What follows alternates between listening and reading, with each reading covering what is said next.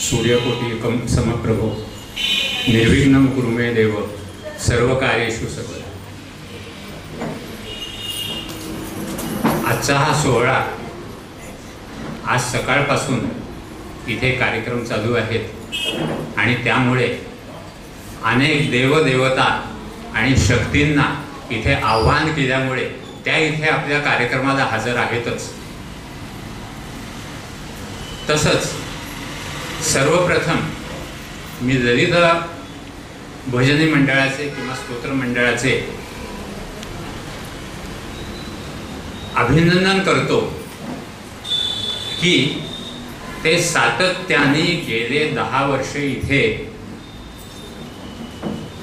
स्तोत्र म्हणण्याचं किंवा इतर पारमार्थिक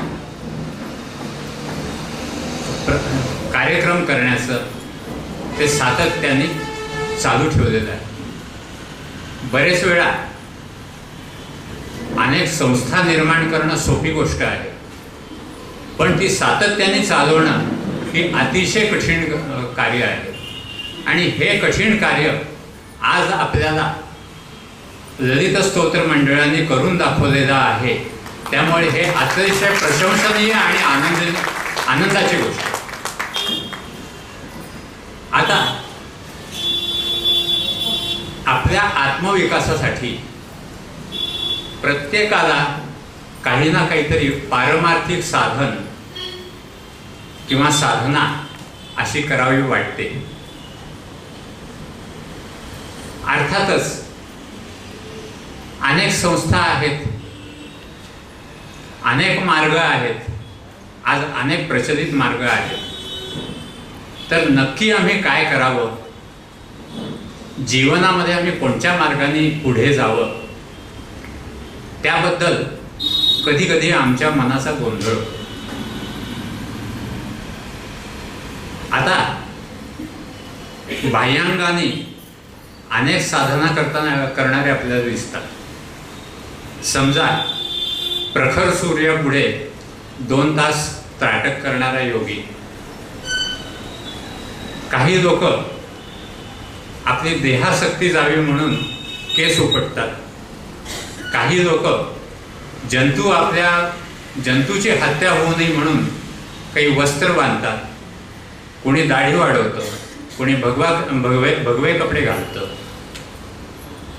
आणि त्यामुळे आपल्याला असं वाटण्याचा संभव आहे की पारमार्थिक वर्ग हा आपल्या प्रापंचिक वर्गापेक्षा फार भिन्न आहे की काय।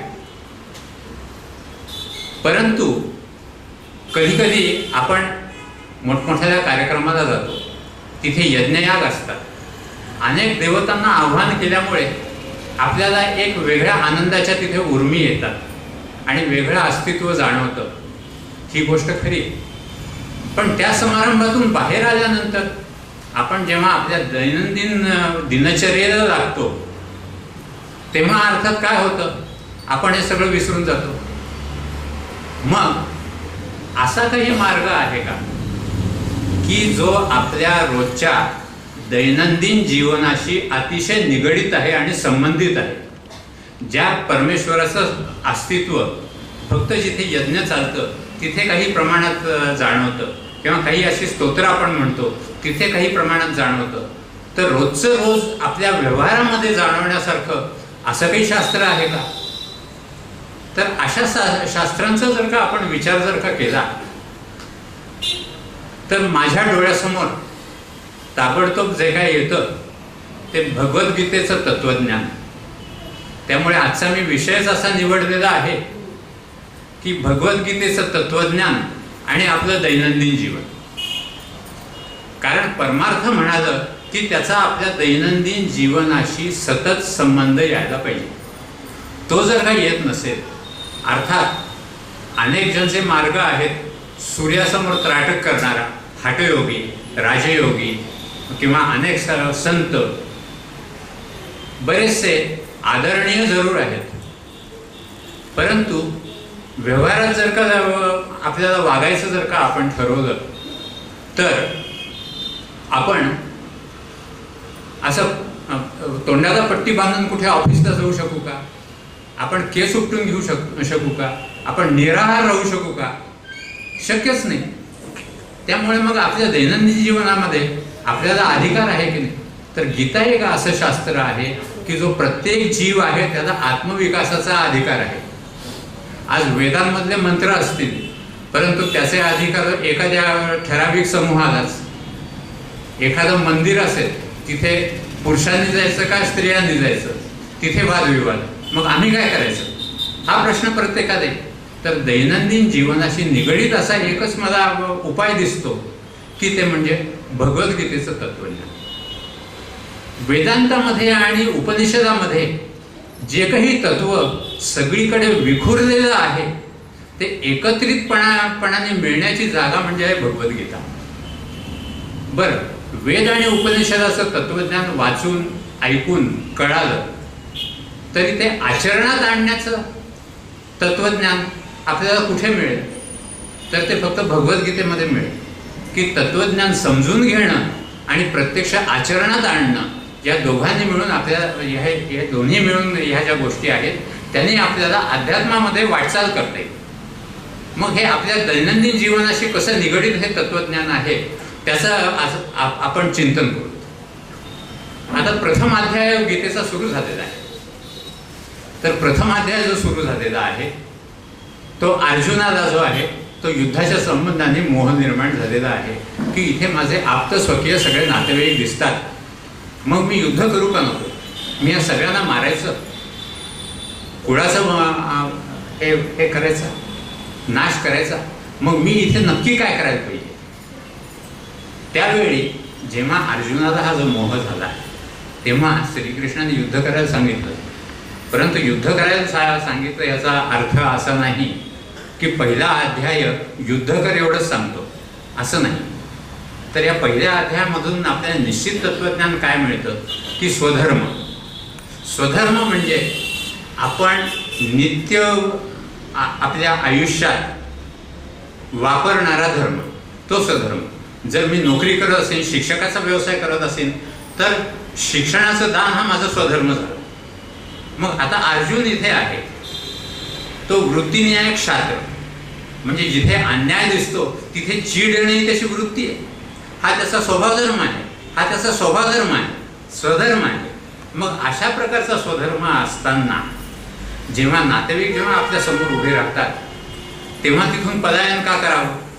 म्हणजे थोडक्यात जर का आपल्याला उदाहरणच जर का द्यायचं असेल तर असं आहे, एक न्यायमूर्ती आहे, ते काय करतात की कुणी जर का खून केला गेला असला तर त्याला न्याय देताना सगळ्यांना फाशीची शिक्षा देतात. आता प्रसंग असा उद्भवला की त्यांचाच मुलगा त्यांच्यासमोर गुन्हेगार म्हणून आहे.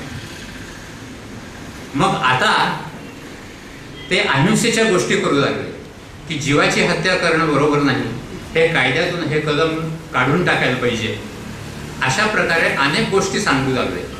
मग प्रश्न असा पडतो, जर का तुझ्या मनाचा जर का धर्म जर का असला असता तर मग तू पहिल्या इतक्या जणांना फाशी का दिलंस? आणि आता जेव्हा तुझ्या पुढे मुलगा उभा आहे तेव्हा तू वेगळं का वागू लागला?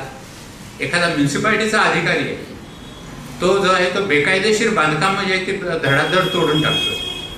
आता त्याच्या नातेवाईकाचं बांधकाम मध्ये आलं तेव्हा अरे त्याची बायका मुलं कुठे जातील? मग हा प्रश्न जो आहे ते आधी बांधकाम तोडली तेव्हा येऊ नये का? हा मोह आहे. म्हणजे अपपर भाव हा घालवणं हा पहिला प्रयत्न जो आहे तो इथून गीता सुरू झाली. तर ह्या दृष्टिकोनातून जर का हा अध्याय समजून घेतला तर आपल्याला काय करायचं ते कळतं. आता आपण भरभर अध्याय आपण पुढे जाणार आहोत, आपण एकाच अध्यायामध्ये अडकणार नाही. त्याच्यानंतर भले मोठे प्रवचनकारांकडून ऐकून घ्या. चिन्मयानंद आहेत किंवा बऱ्याचशा अशा संस्था आहेत, शिवानंद आहेत, अरविंदो आहेत, त्यांच्या गीता वाचा. पण गीतेचं मर्म कळाल्यानंतर बाकीच्यांची प्रवचनं आणि अशा गीताचे पुस्तकं वाचणं अजून सोपं जाईल. त्या दृष्टिकोनातून आपण चिंतन करतोय. तर आता आपण लवकर या दुसऱ्या अध्यायाकडे वळू. आता दुसरा अध्याय असा आहे की इथे असं आहे की स्वधर्म ची व्याप्तता फार प्रचंड मोठी आहे आणि त्यामुळे आत्म्याची अमरता आणि अखंडता हा पहिला भाग, आणि देहाची क्षुद्रता. आता देहाची क्षुद्रता म्हणाल तर आपले सगळे जीवनातले व्यवहार देहामुळे चालतात. त्यामुळे देह सुद्धा आपल्या जीवनातला एक महत्त्वाचा घटक आहे. मग देहाची क्षुद्रता म्हणजे काय? तर देहाची क्षुद्रता म्हणजे असं की देहाला आपण किती महत्त्व द्यायचं. असं आहे, मी म्हणजे देह नाही, माझ्यातलं चैतन्य वेगळं, माझा आत्मा वेगळा आहे. त्यामुळे हा देह जो आहे तो माझ्यापासून पर आहे. मग असं असताना मी जर का माझ्या भोवती जर का कुंपण घालून घेतलं की मी देह आहे, मी देह आहे, मग काय की दिवसभर जो आहे ते सकाळी एक 10-15 मिनिटं देवाचा जप आणि दिवसभर माझं इथे दुखतंय तिथे दुखतंय म्हणून देहाचा जप. त्यामुळे पहिले त्यांनी काय केलंय की देहाची क्षुद्रता सांगितलेली आहे आणि आत्म्याची महती सांगितलेली आहे. तर 24 तास आत्म्याकडे लक्ष द्या, देहाकडे कमी लक्ष द्या. ज्याप्रमाणे एखादा आपण नोकर घरात ठेवतो, त्याला महिन्यातून एकदा पगार देतो, मग त्याच्यानंतर महिनाभर त्याच्याकडून काम करून घेतो, त्याप्रमाणे देहाला अन्न पाणी द्या आणि दिवसभर मेहनत करून घ्या. मग ही मेहनत कोणासाठी करून घ्यायची? तर मेहनत करून घ्यायची ती परमेश्वरासाठी. तुझे कारणी देह माझा पडावा, ह्या दृष्टिकोनातून आपण जायला पाहिजे. आता हे झालं आपल्या देहापुरतं. आता त्याच्यानंतर आपण दुसरं आपलं कुंपण घालून घेतलं ते आपला संसार, आपली मुलं, बायका, नातेवाईक, हे अजून आहेत नाही. बरं, ह्यांच्यासाठी काही करायला जावं म्हणाल तर तिसरं कुंपण तयार होतं. तिसरं कुंपण म्हणजे काय? अनेक प्रकारची मंडळं. एक मराठी लोकांचं मंडळ, एक गुजराती लोकांचं मंडळ, एक द्वैत, एक अद्वैत, एक कृष्ण उपासक, एक शिव उपासक, अशी छोटी छोटी कुंपणं आम्ही आपल्याला घातलेली आहेत. आता या कुंपणातून आम्हाला बाहेर पडायचं आहे. आत्म्याला तर परब्रह्माला मिठी मारायची आणि आपण या कुंपणात बसलोय. मग असं आहे का की ही सगळी मंडळं चालूच नाही? ही मंडळं अवश्य चालवली. पण समर्थ रामदासांनी सांगितल्याप्रमाणे काही वेळ लोकांत आणि काही वेळ एकांत. मग लोकांमध्येही राहा, ही मंडळांमध्येही काम करा, पण स्वतःसाठी थोडा वेळ बाजूला घ्या. त्यामुळे ह्या दृष्टिकोनातून आपल्या देहाचं महत्त्व आहे. त्यानंतर स्थितप्रज्ञ स्थिती काय आहे हे जवळजवळ 20-22 श्लोकामध्ये समजून सांगितलेलं आहे दुसऱ्या अध्यायामध्ये. आता स्थितप्रज्ञाची अवस्था म्हणजे कोणताही जर का आपण पूर्ण एक सार काढलं तर कितीही मोठा आघात जरी झाला तरी तो सहन करण्याची शक्ती निर्माण करणं म्हणजे स्थितप्रज्ञता. खड़ा हिमालय बता रहा है, डरो ना आंधी पानी से, डटे रहो आपने पथ पर हम, सबकटी नाही तुफान में. किती का मोठं तुफान येईना, आम्ही एका निश्चयाने एका याने उभं राहणं ही स्थितप्रज्ञाची अवस्था. मग स्थितप्रज्ञाची अवस्था आणण्यासाठी एक त्याच्यामध्ये जो श्लोक आहे तो आपण बघू. तो म्हणतो की लोक जिथे जागे असतात तिथे योगी झोपलेला असतो आणि जिथे योगी जागा असतो तिथे लोक झोपलेले असतात. आता नक्की याचा अर्थ काय? जिथे लोक झोपलेले असतात म्हणजे परमार्थासाठी सगळे लोक झोपलेले आहेत आणि प्रपंचासाठी सगळे जागे आहेत. तर प्रपंचासाठी जेव्हा लोक जागे आहेत तेव्हा जो आहे तो योगी झोपलेला असतो आणि योगी परमार्थासाठी नेहमी जागा असतो, तेव्हा बाकीचे सगळे झोपलेले असतात. हा जो आहे हा दुसऱ्या अध्यायाचा मतितार्थ जर का आपण लक्षात घेतला तर आता आपण तिसऱ्या अध्यायाकडे वळू. आता तिसरा अध्याय असा आहे, हा कर्मयोगाचा अध्याय. आता सांगितलं की कर्म कोणाला चुकत नाही. जन्माला आला की कर्म पाठीमागे लागलं. मग त्यालाच जे आहे ते स्वधर्म म्हणजे काय की फक्त झोपणं उठणं दात घासणं हे कर्म इथे अभिप्रेत नसून स्वधर्म हे अभिप्रेत आहे. तर स्वधर्म हे जे कर्म आपण जे करायचं आहे ते सांगितलेलं आहे की फलाची अभिलाषा न बाळगता आपल्याला कर्म करायचं आहे. आता फळाची अभिलाषा बाळगायची नाही. फळाची अभिलाषा बाळगायची नाही म्हणजे काय? असं असतं की जेव्हा तुम्ही कर्म करायला जेव्हा निघता तेव्हा त्याच्या दोन्ही बाजू असतात. एक तर तुम्हाला त्याच्यामध्ये यश मिळेल किंवा अपयश मिळेल.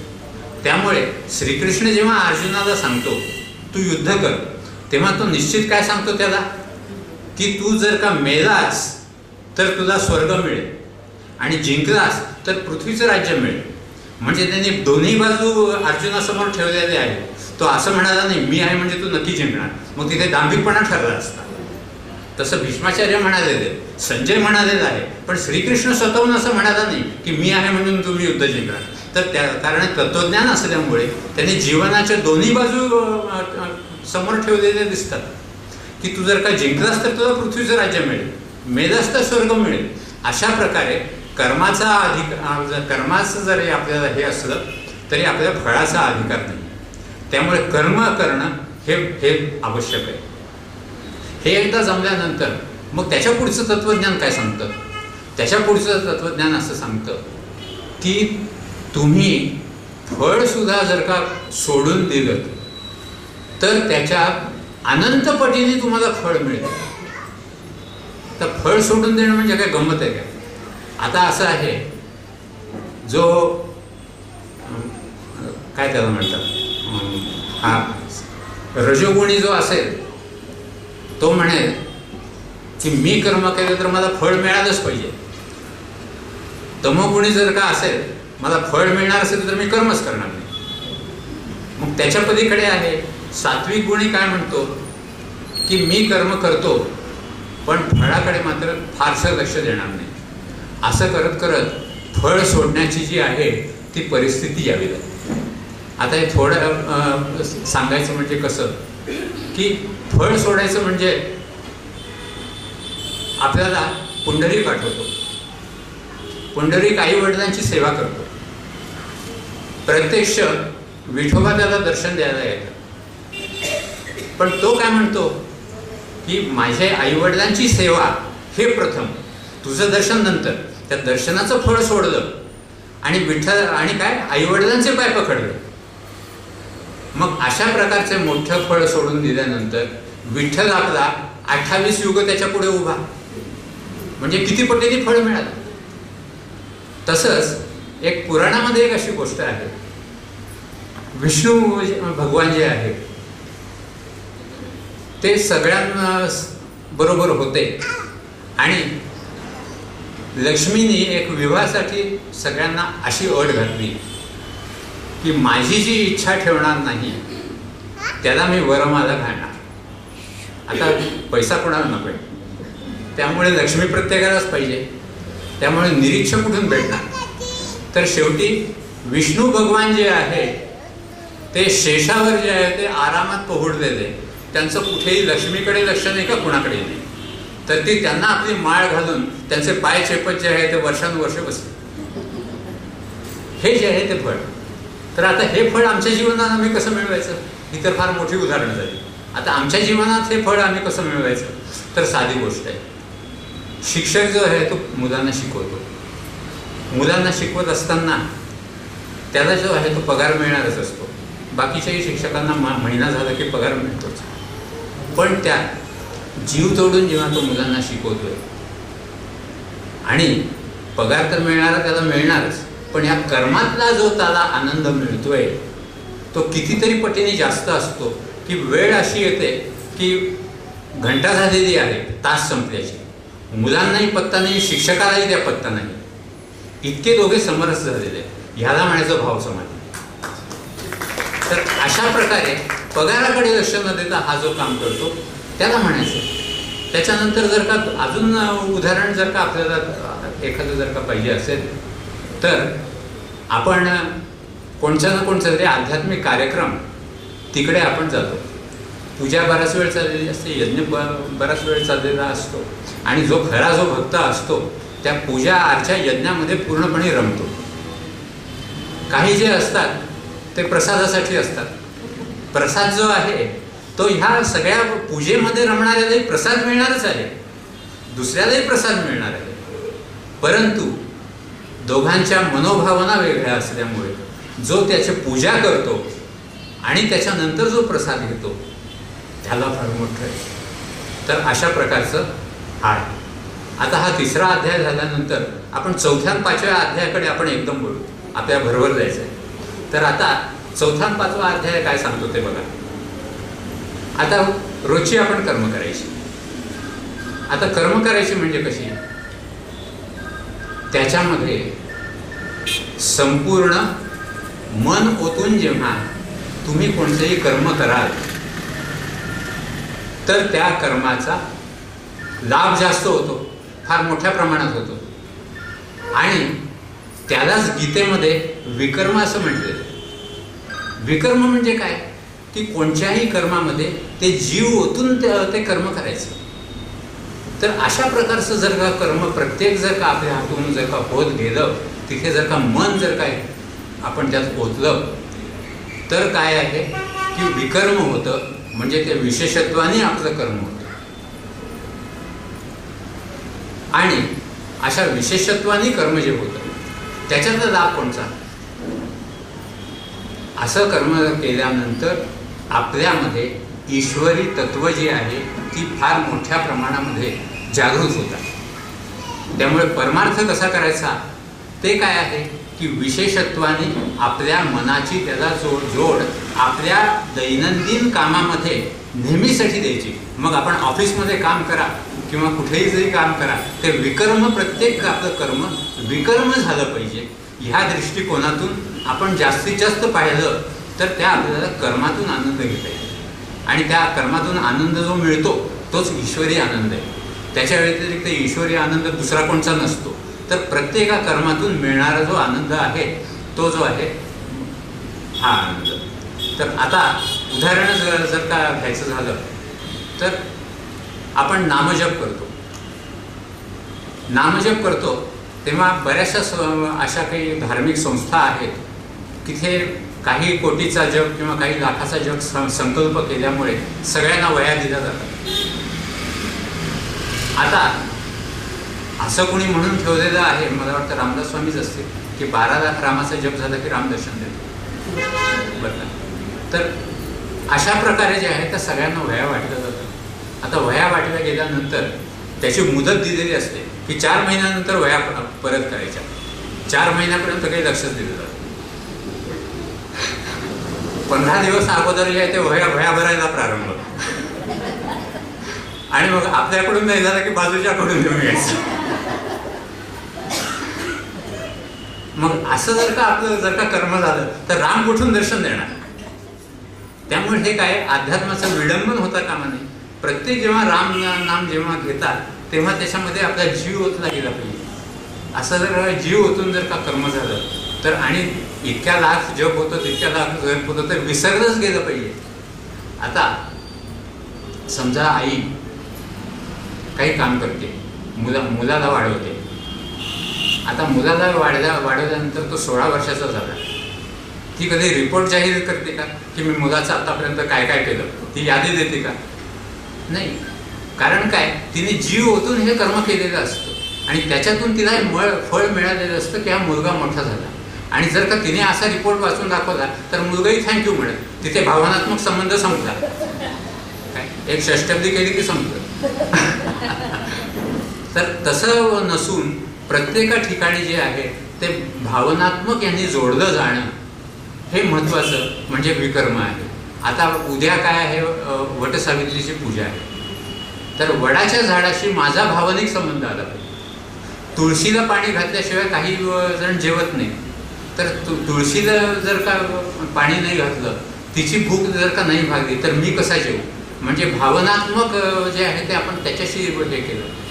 आता नदीमध्ये स्नान करताना जर साध्या पाण्यामध्ये जर का स्नान आपण जेव्हा करतो, गंगेच्या पाण्यामध्ये जर स्नान करतो, जो जास्त शास्त्रीय दृष्टिकोनातून विचार करतो तो काय म्हणेल, H2O म्हणजे वॉटर, त्या पाण्यामध्ये स्नान करायचं. तोही स्नान करतो, बाकीचेही स्नान करतात. तर या दोघांना सुद्धा शरीर साफ होण्याचं काम होईल. परंतु हीच गंगा जी आहे ती विष्णुपादातून आलेली आहे. ती शिवाच्या जटामध्ये राहिलेली आहे आणि ती जी जटा आहे ती खाली पडत आहे.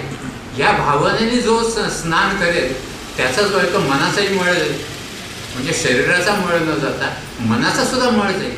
अशा प्रकारे आपलं दैनंदिन प्रत्येक कर्म जर का विकर्म होत राहिलं तर, विकर्म झाल्यानंतर आता त्याने पुढची अवस्था अशी सांगितली आहे, त्याला अकर्म.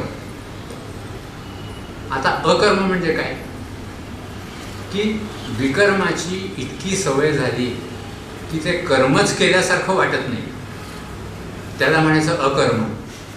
कर्मच केल्यासारखं वाटत नाही म्हणजे कसं, आता समजा लहान मुलं आहे, ते हळूहळू जेव्हा चालायला लागतं तेव्हा सगळे त्याचं कौतुक करतात, पण तो नंतर चालायला लागला की सहजपणा. मुलगा जेव्हा प्रथम घास जेव्हा भरतो तेव्हा त्याचं उष्टावण केवढा मोठा समारंभ, तो रोज जेवायला लागला की सहजपणा, म्हणजे ते अकर्म झालं. आता कर्माचं काय व्हायला लागलंय, अकर्म. त्यामुळे जर का आपल्या अशा प्रत्येका जर का चांगल्या कर्माचं जर का अकर्म झालं तर, त्यामुळे अशा प्रकारचं अकर्म कशा प्रकारचं होतं. आता तुम्ही निसर्गाकडे पहा, सूर्य जो आहे तो रोज उगवतो आणि मावळतो. आता सूर्य उगवल्यानंतर सगळ्या जगाचे दैनंदिन व्यवहार सुरू होतात. दैनंदिन व्यवहार सुरू झाले, पक्ष्यांची किलबिल सुरू होते, कोंबडा आरू लागतो आणि आपली कामं आपण सुरू करतो. सूर्याला जर का आपण म्हणालो की तुम्ही किती मोठं काम करता, सूर्य म्हणेल मी कर्म करतो हेच मला कळत नाही. इतकं त्याचं रोजचं उगवणं आणि मावळणं सहजपणाचं आहे. वारा येतो आणि जातो, वाऱ्यामुळे तिथे ढग इथे येतात, इथे पाऊस पडतो. वा वारा आला, मान्सूनचं वारा आला म्हणून पाऊस पडला. तो वारा म्हणतो की मला काय माहिती, मी इथून तिथे धावण्याचंच माझं काम आहे, एवढंच मला माहिती. त्यामुळे काय आहे, आपल्या सुद्धा अशाच प्रत्येका कृतीमध्ये जर का चांगल्या कृतीमध्ये जर का सहजपणा आला तर अशा प्रकारे सहजपणा जर का आला तर त्याला म्हणायचं आकर्म. आता हे आकर्म झाल्यानंतर आकर्माच्या दोन तरा.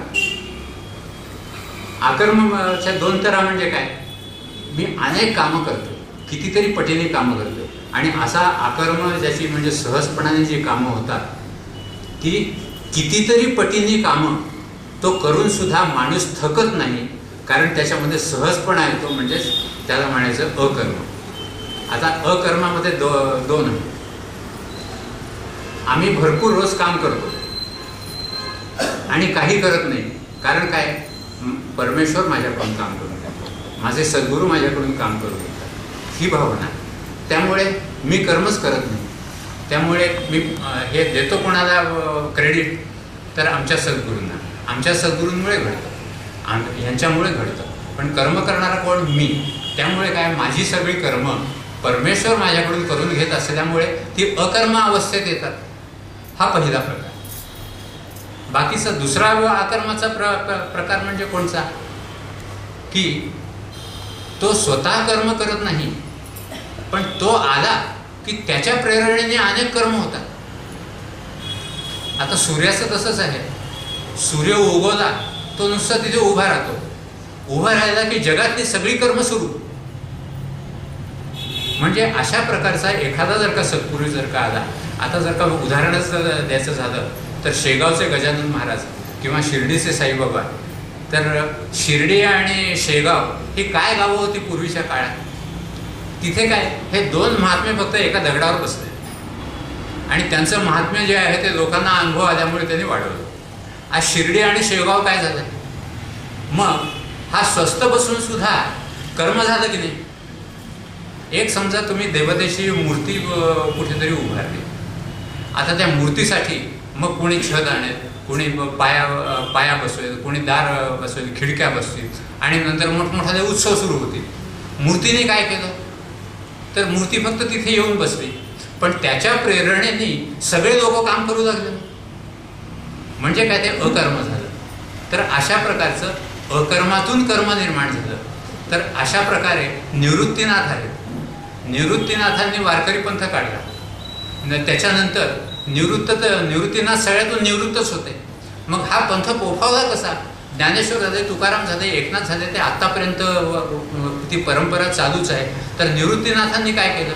पण ज्ञानेश्वर प्रत्येका अध्यायामध्ये देतात की मी सगळं गुरुमुळे करतो, निवृत्तीनाथांमुळे करतो. म्हणजे काय? निवृत्तीनाथ काही करत नसून त्यामुळे अकर्मामध्ये या दोन प्रकार पाहिल्यानंतर थोडक्यात म्हणजे काय? कर्म आणि आकर्म या अवस्थाच नाही.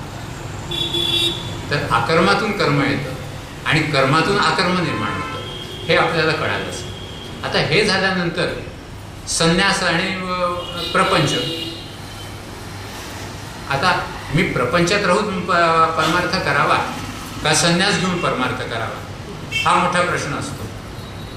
आता एका सद्गुरूंना एकाने असंच विचारलं की मी काय करू? तर परमार्थ करण्यासाठी प्रपंच सोडावाच लागतो का, असा त्यांनी प्रश्न विचारला. तसा कशाला सोडावा? जनक राजांनी संसार करून परमार्थ काय केला नाही का? आणि दुसऱ्यांनी विचारलं काय, संसार सोडल्यानेच परमार्थ प्राप्त होईल ना? हो, बरोबर आहे. मग त्या शुकदेवांनी संन्यास कशाला घेतला? मग ते दोघं शिष्य एकत्र भेटले. तर एक म्हणाला की मला गुरुंनी संसार करायला सांगितलंय, दुसरा म्हणाला की मला संन्यास घ्यायला सांगितलंय. मग शेवटी त्या गुरूंकडे गेल्यानंतर त्यांनी सांगितलं, जो तुमचा जो स्वधर्म आहे तो तुम्हाला सांगितला, तुम्ही ज्याप्रमाणे प्रश्न विचारला त्याप्रमाणे मी उत्तर दिलं. त्यामुळे प्रपंच आणि परमार्थ हा फार मोठा भाग नसून संन्यस्त वृत्ती कुठपर्यंत निर्माण होते ते महत्त्वाचं. त्यामुळे काय की शुकमुनी जे होते ना, तर त्यांना त्यांच्या व्यासांनी, तू म्हणतोस तुला खूप मोठा वैराग्य आलाय, पण तू जनकाकडे जा, त्यांनी जर का सर्टिफिकेट दिलं की तुला वैराग्य आलं तर आम्ही समजूत की तुला वैराग्य आलं. मग तो जनकाकडे जातो आणि काय, खरं जनक तर प्रापंचिक, पण त्याच्याकडे पाठवलाय कोणाला? संन्यासाला, की त्याचं वैराग्य पाहण्यासाठी. जनकाकडे जो गेला त्याच्या पुढे उभं राहिला. तुम्ही इथपर्यंत आला तेव्हा काय पाहिलं? सगळे साखरेचे पुतळे पाहिले, सगळीकडे साखर साखर साखर साखर पाहिलं. तुम्ही इथे आल्यानंतर काय पाहिलं? तुमचा एक साखरेचा पुतळा आणि माझा एक साखरेचा पुतळा, त्याच्या व्यतिरिक्त काही पाहिलं नाही. तर जनकाने सांगितलं तू पास झालास. म्हणजे काय, तुला सगळीकडे परब्रह्म पाहता येत आहे, त्यामुळे तू पास. त्यामुळे असाच म्हणजे प्रापंचिक आणि संन्यासी असा आपल्याला भेदच करता येत नाही. आता संन्यासाला सुद्धा कर्म सुटतात का? कर्म सुटत नाही. साधी मांडी घालून बसणं हे सुद्धा कर्मच झालं ना. आता समजा माझं तुम्हाला व्याख्यान जर का कंटाळवाणं झालं तर मांडी दुखण्याकडे लक्ष जाईल ना. म्हणजे काय, ते सुद्धा कर्म आहे मांडी घालणं. मग ही मांडी घालणं जर का कर्म असेल तर मग असा प्रसंग आहे की शुकमुनी जे आहे ते परीक्षिताला त्याच्या मरणाची वेळ एका आठवड्याने झालेली आहे. तर त्याला भागवत सांगतात. आणि भागवत कसं सांगतात की एका मांडीवर शिष्यसुद्धा बसलेला, गुरुसुद्धा बसलेला, असं 24x7 इतके दिवस मांडी घालून गुरु भागवत सांगतोय, शिष्य भागवत ऐकतोय. म्हणजे ऐकणाऱ्याची कमाल, सांगणाऱ्याची कमाल. मग आता शुकमुनी संन्यासी असून त्यांच्याकडून कर्म घडलं ना. पण जर का कर्म घडलं जर का म्हणायचं जर का असेल तर त्यांना त्यातमध्ये सहजपणा आहे. त्यांनी मांडी सोडली नाही, चुळबुळ केली नाही. ऐकणाऱ्यांनी सुद्धा मांडी सोडली नाही, चुळबुळ केली नाही. त्यामुळे काय, दोघांचंही कर्म जे आहे ते विकर्म अवस्थेतून अकर्म अवस्थेलाच गेलेला आहे. त्यामुळे हा भेद जो आहे तो कृत्रिम भेद आहे. त्यामुळे असं आहे की कर्म आणि आकर्म योगी एका दृष्टीने पाहतो, त्याच्यात तो काही फरक करत नाही. त्याच्याचप्रमाणे गृहस्थी आणि संन्यासी त्याच्या मनाच्या अवस्थेवर अवलंबून आहे, त्याच्या कपड्यावर नाही. त्यामुळे मनाची अवस्था संन्यासाची जर का ठेवली तर संसारी संन्यासी होऊ शकेल. आणि संन्यासी एखादे त्याच्या विधभर लंगोटीत जर का त्याचं लक्ष अडकलेलं असेल तर तो संसारी होऊ शकेल. आता असं झाल्यानंतर आता एकदम आपण 6व्या अध्यायाकडे वळू. तर 6व्या अध्यायामध्ये काय सांगितलेलं आहे की मनाची पहिले जे आहे ते मनच तुम्हाला परमार्थाच्या पर्यंत पोहोचवण्याला कारणीभूत आहे किंवा मनच तुमच्या अधःपाताला कारणीभूत आहे. तर मनच जर का आपलं परमार्थासाठी कारणीभूत जर का असेल तर मी स्वतःला क्षुद्र का मानावं. मी जर का म्हणत जर का असेल की बाबा हे परमार्थ माझं काम नाही, मला आपलं ते संसार करू दे, तर प्रत्येकाला आत्मोन्नती करून घेण्याचा अधिकार आहे. तर त्यांनी प्रयत्न का करू नये. तर मला सुद्धा जर का हे मोठमोठाले ऋषीमुनी जर का त्यांना परमार्थ जमला असेल तर मला का जमणार नाही. ह्या एका मोठ्या जिद्दीने प्रत्येकाने जर का पुढे जर का जायचं ठरवलं तर मन तुम्हाला निश्चितच ऊर्ध्वगतीला नाही.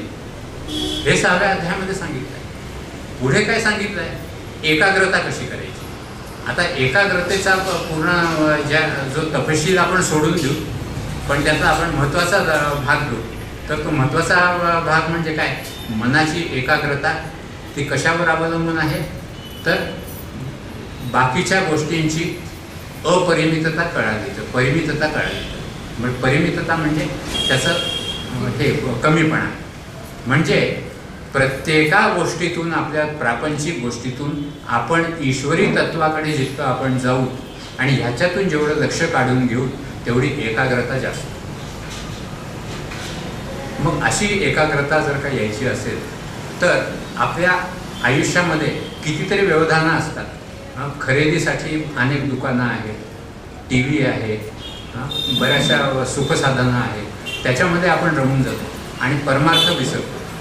परंतु एकाग्रता साधायला जर का विद्यार्थी असेल तर त्याला आपण म्हणतो की त्यात एमसेटमध्ये जर का रँक आणायचं जर का असेल तर फालतू गप्पांमध्ये रमू नकोस, टी व्ही पाहू नको, तर फक्त अभ्यास कर. म्हणजे एकाग्रतेची आवश्यकता काय आहे की जर का तुम्हाला अभ्यास जर का तुम्ही एकाग्रतेने जर का केला तर तो अभ्यास होईल. आणि जर का एकाग्रतेने करायचं असेल तर बाकीची सगळी व्यवधानं सोडावी लागतील.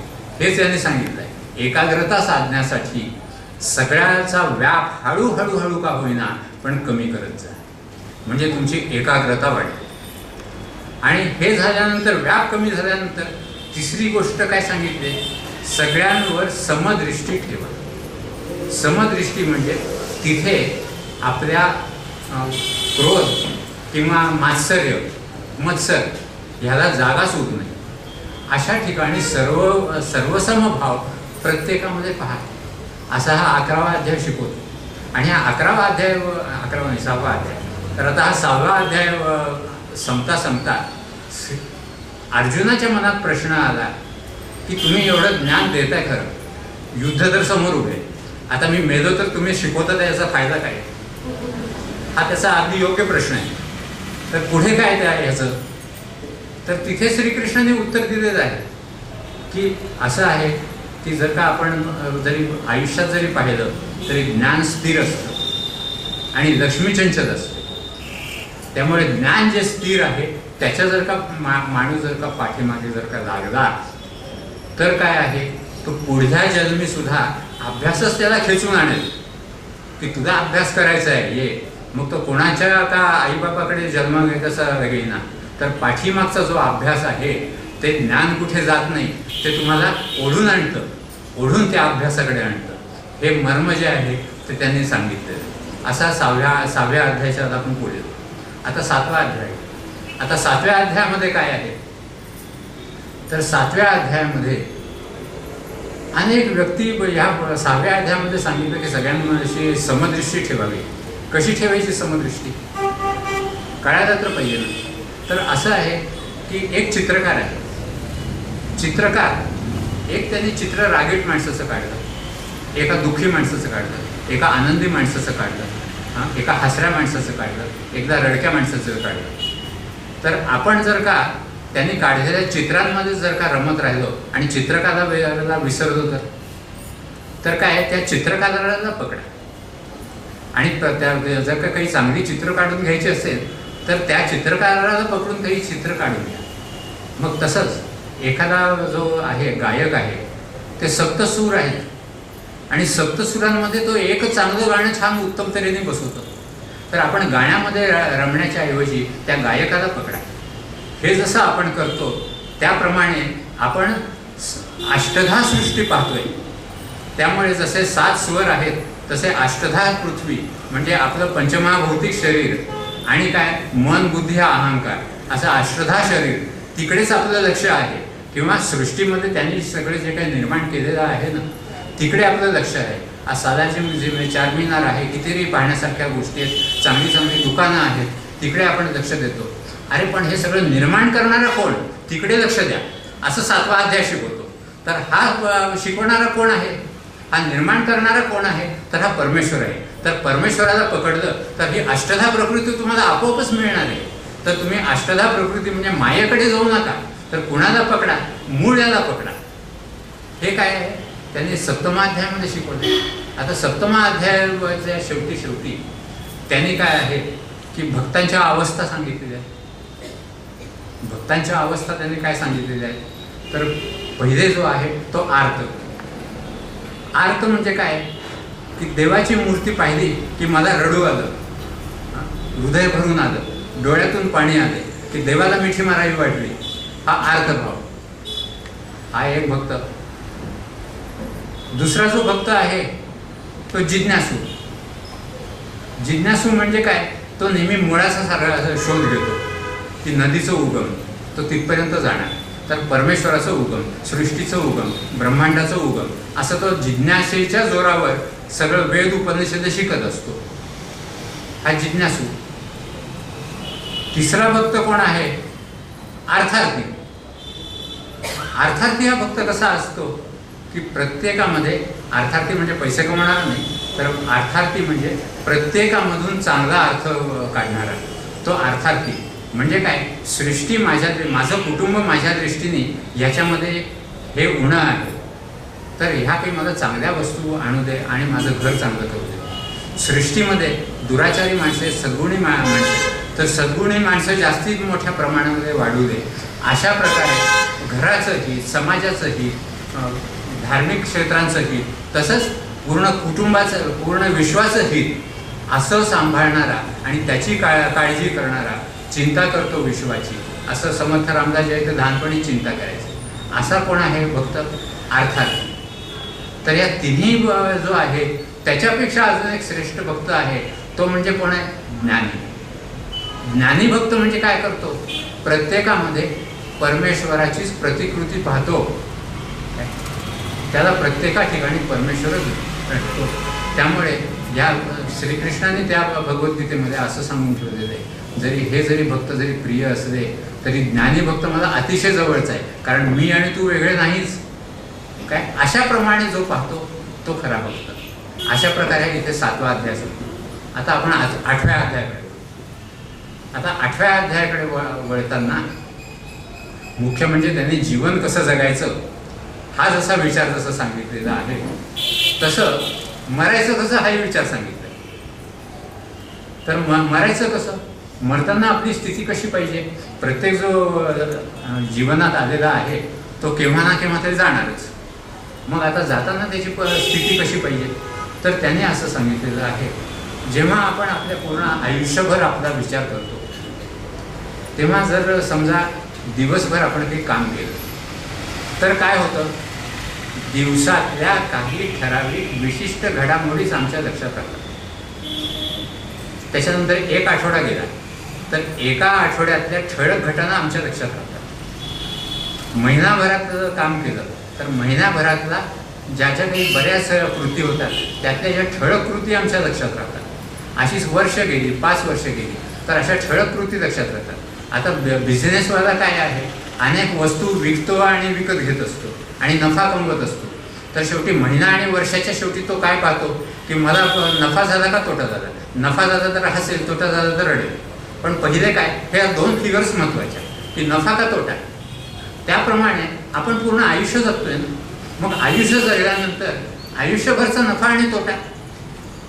तर मग आयुष्यभरामध्ये काय मिळवलं, तर आयुष्यभरामध्ये काय मिळवलं तर असं आहे की ज्या गोष्टीमध्ये माझं जर जे जीव ज्याच्यामध्ये अडकलेला असतो तीच गोष्ट मला मरण समयही दिसते, असं गीतेमध्ये सांगितलेलं आहे. आणि ते सहज शक्य आहे.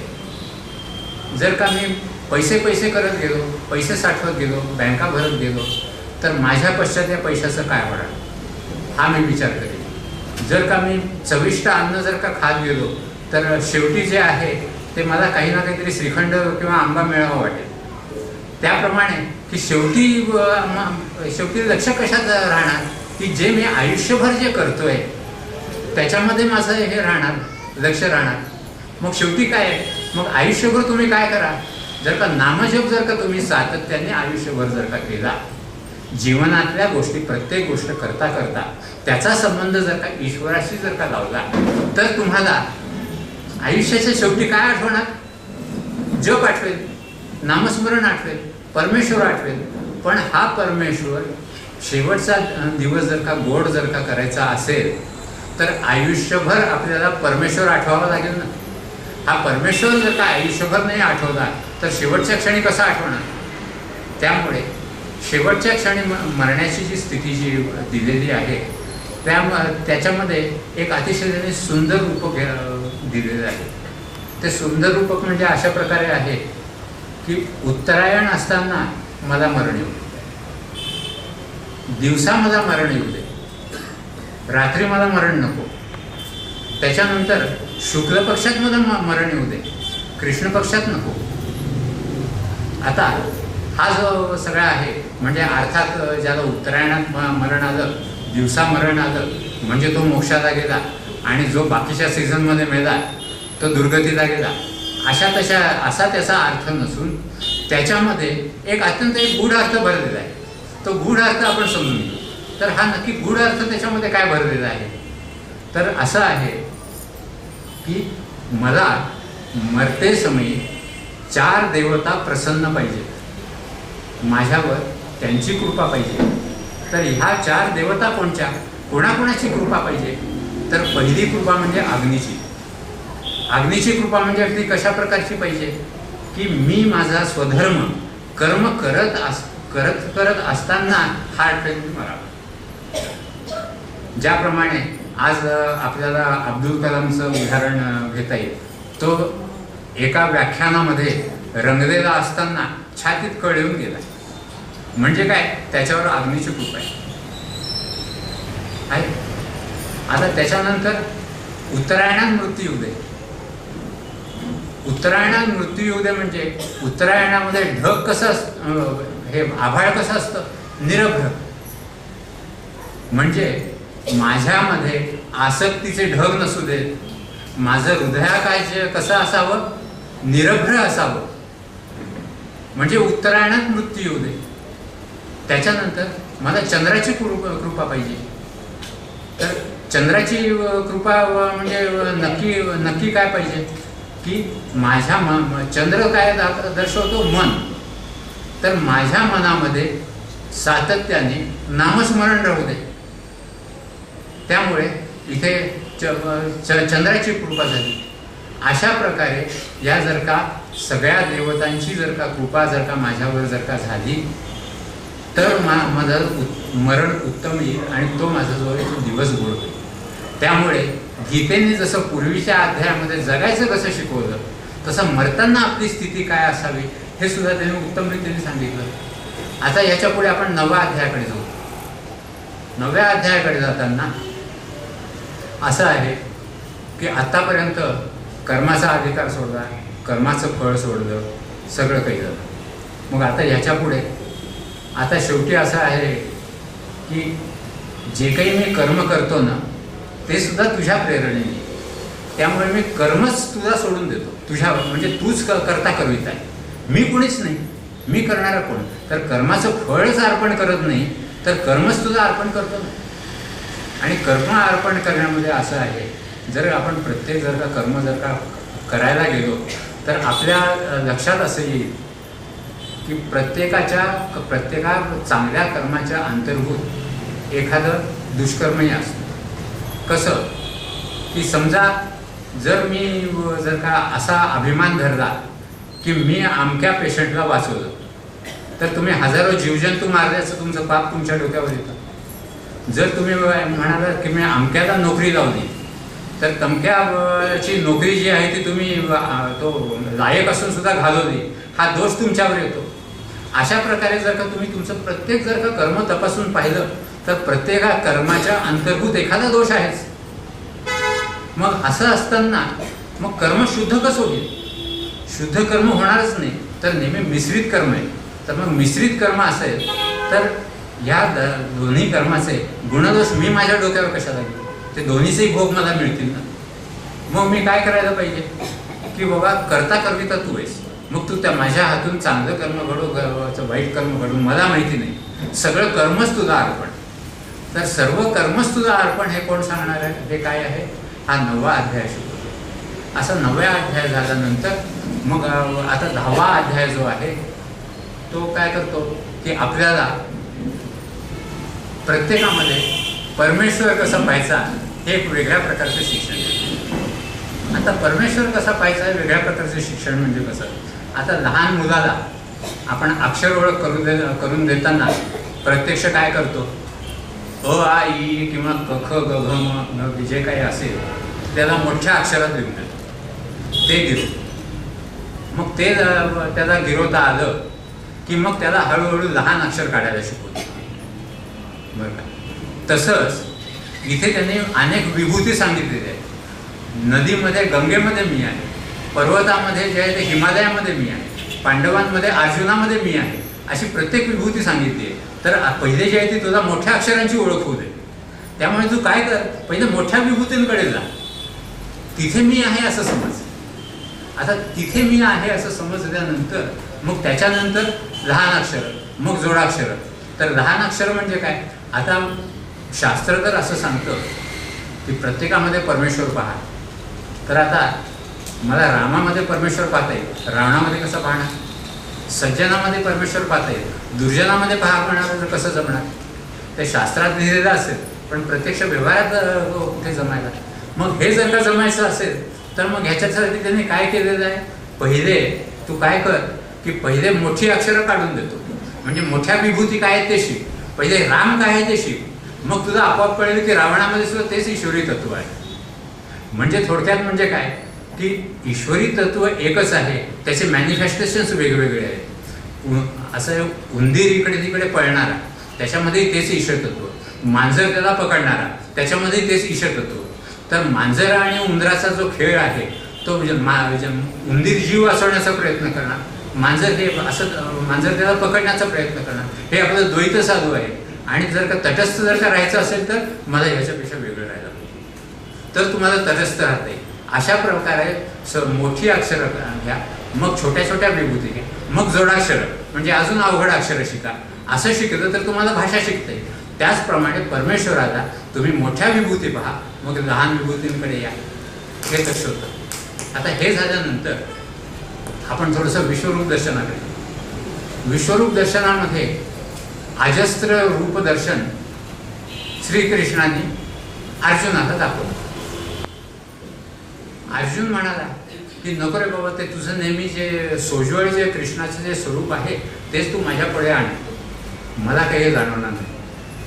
आता असं आहे की सूर्य आकाशात उगवतो, सूर्यामुळे मी जिवंत आहे, म्हणून मी सूर्याला मिठी मारायला गेलो तर माझी ही जी आहे ती शेवटी ही कपॅसिटी पाहायला पाहिजे ना, माझी क्षमता पाहायला पाहिजे. माझी क्षमता सूर्याला मिठी मारायची नसेल तर काय फायदा आहे त्याचा? त्यामुळे काय आहे की सोज्वळ माझ्या रूपामध्येच पूर्ण परब्रह्म मला पाहण्याची सवय करू दे. नाहीतर काय होईल की मला पेढा पचत नाही आणि दूध आवडत नाही, त्यामुळे सगुण उपासना आवडत नाही आणि निर्गुण उपासना जमत नाही. अशा प्रकारची माझी स्थिती झाली तर त्यामुळे मला काय करायला पाहिजे की सगुणातूनच शेवटी निर्गुणामध्ये म्हणजे आपल्याला काय करावं लागेल की एका मूर्तीमध्येच सगळं ब्रह्मांड साठलेलं आहे. ह्या दृष्टीने जेव्हा तुम्ही अभ्यास कराल तेव्हा मग तुम्हाला काय कळेल की ईश्वरामध्ये परमेश्वर आहे. हे 11व्या अध्यायाचं वैशिष्ट्य आहे. आता पुढच्या आपण 12व्या अध्यायाकडे जाऊ आणि इथे थांबतो, वेळी संपत आला. आता 12वा अध्याय काय सांगतो ते बघा. आता इथे सगुण उपासना आणि निर्गुण उपासना, बरं का? तर सगुण उपासना करावी का निर्गुण उपासना करावी, हे कशी करावी हा मुख्यतः प्रश्न आहे. आता सगुण उपासना म्हणजे निश्चित काय आहे की एखाद्या व्यक्तीला किंवा एखाद्या देवतेला आम्ही सगुण रूपामध्ये पाहतो आणि त्याची उपासना करतो. आणि निर्गुण उपासक त्या देवतेला वगैरे काही पाहत नाही, पण देवतेसाठी सगळी कामं करतो. आता लक्षात घ्या, एखादी आई आहे, एखादा तिचा मुलगा आहे, तो म्हणतो तूच माझ्यासाठी देवता आहे, मी तुझी रोज तुझ्या जवळ बसून सेवा करतो, हात पाय चेपतो, हे करतो ते करतो, खाऊ पिऊ घालतो. तिचा दुसरा मुलगा आहे, तो सुद्धा आईसाठी काम करतोय, पण तो काय करतोय, तिच्यासाठी नोकरी करेल आणि एखादं घर घेऊन देईल, तिच्या सगळ्या सुखसोयी पाहिजे असा दुसरा मुलगा पाहतो. तर मग हा जो जवळ जो बसणारा आहे याची सगुण उपासना चालली. जो बाकीच्या तो आईकडे जो नाही आणि जो इतर गोष्टी पाहतोय तो निर्गुण उपासना करतोय, पण त्याचं ध्येय काय आहे, आईसाठीच. त्याप्रमाणे ईश्वरासाठी जर का ध्येय ठरवलं आणि त्याप्रमाणे उपासना केली तर अशा आपल्याला काही अध्यात्मामध्ये एक दोन तुम्हाला उदाहरणं देतो म्हणजे आपल्याला कळेल. आता पहिलं उदाहरण जर का द्यायचं जर का झालं तर श्रीकृष्णाचा उद्धव हा शिष्य होता. आता श्रीकृष्ण जाण्याची, परमात्मा जाण्याची वेळ आली. श्रीकृष्ण उद्धवाला म्हणाला, उद्धव श्रीकृष्णाला म्हणाला की मी सुद्धा तुमच्याबरोबर येणार, तुमच्याशिवाय मी एक मिनिट सुद्धा जिवंत राहू शकत नाही. उद्धवाला श्रीकृष्णाने सांगितलं, मी माझी ज्योत तुझ्या हृदयामध्ये ठेवतोय आणि तू पुढचं कार्य जे आहे तू हातात घेतलं पाहिजेस, असं त्याला कार्य होतं. त्याच्यानंतर अर्जुन सुद्धा होता. अर्जुनाला सांगितलं की माझ्या पश्चात द्वारकेमध्ये ज्या काही सगळ्या भगिनी आहेत त्यांचं रक्षण तू कर. आता त्याच्यानंतर श्रीकृष्णाचं देहावसान झालं. आता उद्धवाला ही बातमी मध्येच कुठेतरी रस्त्यामध्ये कळली. त्याचा लगेच भाव असा निर्माण झाला, कृष्ण गेला कुठे, माझ्यामध्येच आहे, मी करतोय ते कृष्ण कार्यच आहे, त्यामुळे त्याला काही वाटतं नाही, तो कार्य करत राहील. आता अर्जुन होता, त्याला स्त्रिया सांभाळण्याचं काम दिलंय, तो हे सगळं हे करून, पण मध्येच एक असा भाग आला की सगळीकडे तिथे त्याला कळालं की कृष्ण गेले, देहावसान झाले. त्याचं देहावसान घडलं आणि त्याचं गांडीव धनुष्य वगैरे बदल आणि इतका पराक्रमी अर्जुन तिथे त्याला चोराने लुटून नेलं. म्हणजे आता अर्जुना सगुण भक्त, निर्गुण भक्त कोण, उद्धव. अशा प्रकारे जर का सद्गुण आपण सगुण आणि निर्गुण जर का विचार करायला लागलो, तसंच रामायणामध्ये तुम्हाला प्रसंग मिळेल. रामायणामध्ये सगुण भक्ती करणारा कोण, लक्ष्मण. तू वनवासात जाणार तर मी नाही इथे थांबणार, मी सुद्धा तुझ्याबरोबर येणारच. आणि अतिशय अवघड कामं जर का रामाने दिलेली असतील तर ती लक्ष्मणाच असते. अगदी शूर्पणखेचा वध कर, आमकर काही का असेल, सगळी त्याला, कारण तो अगदी रामाशिवाय राहू शकत नव्हता, अशी त्याची स्थिती. आता भरताला राम भेटला नाही, आता तुझं राज्य चालवलं पाहिजे. मग तुझं राज्य चालवलं तर माझा काय अधिकार, अधिकार आहे तुझा. दोन भाऊ प्रॉपर्टीसाठी भांडतात, इथे भांडण वेगळ्या प्रकारचं चाललंय. ही तुझी प्रॉपर्टी आहे म्हणतो, माझी प्रॉपर्टी म्हणत नाही दोघंही. हा फरक आहे भांडण्यामध्ये. तर राम म्हणतो नाही, तुझा राज्य सांभाळायचं आहे. मग शेवटी तोडगा काय निघतो, तू तुझ्या पादुका दे. आणि शेवटी राम राज्य करत आहे अशा भावनेने पादुका तिथे ठेवून भरत जो आहे तो राज्य करतो. आता भरत हा निर्गुणी भक्त आणि लक्ष्मण हा सगुणी भक्त. त्यामुळे निर्गुण आणि सगुणामध्ये असा हा फरक आहे. आता 11:30 वाजत आलेले. आता फक्त एक छोटंसं हे करू की काय उदाहरण घेऊ की भक्ताच्या पायऱ्या काय असतात आणि तिथे आपण शोधू. तर आता भक्ताच्या पायऱ्या काय असतात, तर भक्ताच्या 4 प्रकारच्या पायऱ्या. 4 पायऱ्या म्हणजे कोणकोणच्या. पहिले जो आहे तो भक्त म्हणण्यापेक्षा बद्ध माणूस. फक्त माझं शरीर टिकवणं, पैसे कमवणं, दुसऱ्या at the cost of living others, अशा प्रकारची वृत्ती, अशा प्रकारे त्याचा दैनंदिन व्यवहार. तिथे मग परमेश्वर काय करतो? तो तटस्थपणाने उभा असतो. काय खेळ चाललाय ते चालू. त्याच्यानंतर बरेचसे फटके त्याला बसले जीवनामध्ये की त्याच्या पुढे त्या जीवाची अवस्था काय येते की चांगलं काय आणि वाईट काय आहे त्याचा विवेक त्याला यायला लागतो. आता हा त्याला जेव्हा विवेक त्याला यायला लागतो तेव्हा मग काय होतं की तो काही चांगल्या गोष्टी करू पाहतो. मग चांगल्या गोष्टी केल्या की त्याला एक आत्मानंदाची उर्मी येते. ही आत्मानंदाची उर्मी म्हणजे काय की परमेश्वर येऊन तुमच्या पाठीवर हात ठेवतो, शाबास, चांगलं कार्य केलं. आता हे कार्य केल्यानंतर सुद्धा काही ना काहीतरी प्रमाणामध्ये अहंकार असतोच, मी हे कार्य केलं म्हणून. आता हे कार्य करताना बरेच वेळा अशा प्रकारचा प्रसंग येतो की चांगलं काम करायला लागलं तरी 1000 प्रकारची विघ्न येतात. एवढंच कशाला, चांगलं काम केलं की जे आपल्या जवळचे म्हणतात ते शिवाय द्यायला लागतात, याला कोणी हा उपद्रव सांगितला. अशा प्रकारची स्थिती निर्माण होते. मग अशा वेळी तो काय विचार करतो, अरे बाबा हे काही मला जमणारं कार्य नाही, हे कार्य हे तुझंच आहे, त्यामुळे तू मला सांभाळून घे. त्यामुळे तू माझं जे काही अपुरं कार्य जे काही तुला वाटत असेल, मी चांगलं काम करायला निघालो कर, पण अशा अडचणी येतात, तू त्याच्यातून मला सोडव. तर असं सोडवताना तो जेव्हा प्रत्यक्ष धावून येतो तेव्हा जे आहे ही तिसरी अवस्था, तिसरी मदतीसाठी धावून येतो. म्हणजे कसं, अगदी या मोठ्या संतांच्या बाबतीत, नामदेवांच्या बाबतीत जो आहे तो देव नैवेद्य घ्यायला आलेला आहे. एकनाथांच्या बाबतीत जो आहे तो त्यांचे कपडे धुण्यासाठी येतो. जनाबाईला जो आहे तो हे जातं दळायला मदत करतो. अशा प्रकारची मदत. मग आम्हाला अशा प्रकारची मदत मिळते का? तर अशा प्रकारची मदत मिळते म्हणजे जेव्हा संकटाचा अगदी क्षण येतो, जेव्हा तीर्थयात्रेमध्ये असं कधीतरी जाणवतं की आता काही पुढचं दिसतच नाही, काय इस पारावर उस पार, काय असं काहीतरी होणार.